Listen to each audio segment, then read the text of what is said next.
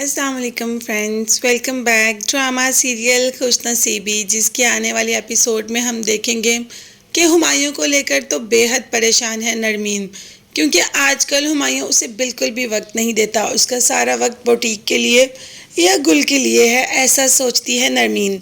मगर डैनी ने नरमीन की ये सारी गलतफहमियां दूर कर दी और उसे बता दिया कि भाई आजकल बेहद परेशान है, क्योंकि गुल ने भाई के सामने 3 शर्तें रखी।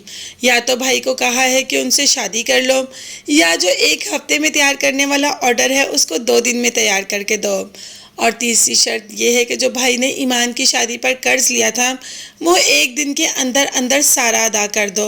भाई इस वजह से बेहद परेशान है। नरमीन तो एकदम चौंक जाती है कि गुल इतनी भी घटिया हो सकती है, ये मैं कभी सोच भी नहीं सकती थी।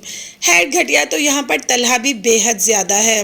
कभी ईमान को कमरे में बंद कर देता है और कभी छोटी छोटी बात पर उसको डांटना शुरू कर देता है। उसे सफाई की अजीब सी ऑब्सेशन है।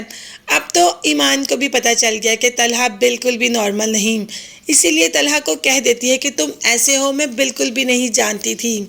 अगर मुझे शादी से पहले पता होता या तुम मुझे बता देते तो मैं कभी तुमसे शादी ना करती। तुमसे शादी करना मेरी ज़िंदगी की शायद सबसे बड़ी गलती थी, मगर अब इस गलती को मैं ज़्यादा देर तक बर्दाश्त नहीं करूँगी। ईमान ने तलहा को छोड़ने और उससे अलहदगी का फ़ैसला कर ही लिया कि मैं तुम्हारे साथ अपनी सारी ज़िंदगी ऐसे नहीं गुजार सकती।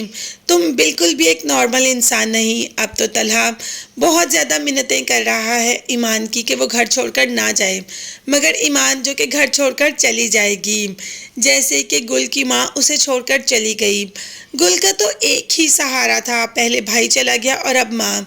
अब गुल किसके सहारे ज़िंदा रहेगी?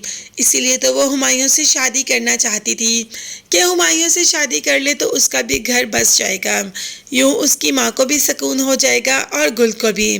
मगर ऐसा कुछ भी नहीं हुआ। किसी की मोहब्बत पर अपने महल तो तामीर नहीं होते ना। हुमायूं तो पहले ही नरमीन से बेहद मोहब्बत करता है, और नरमीन से बेवफाई का तो हुमायूं कभी सोच भी नहीं सकता। तो गुल ने ये सब कैसे सोच लिया? अभी तो हुमायूं को इस बात का एहसास ही नहीं कि गुल की माँ इस दुनिया से चली गई है। जब इस बात का एहसास होगा तो वो खुद गुल के पास जाएगा। शायद तब गुल को इस बात का एहसास हो जाए कि उसने हुमायूं के साथ कितना बुरा किया, मगर हुमायूं उसने अभी भी गुल के साथ अच्छा ही किया।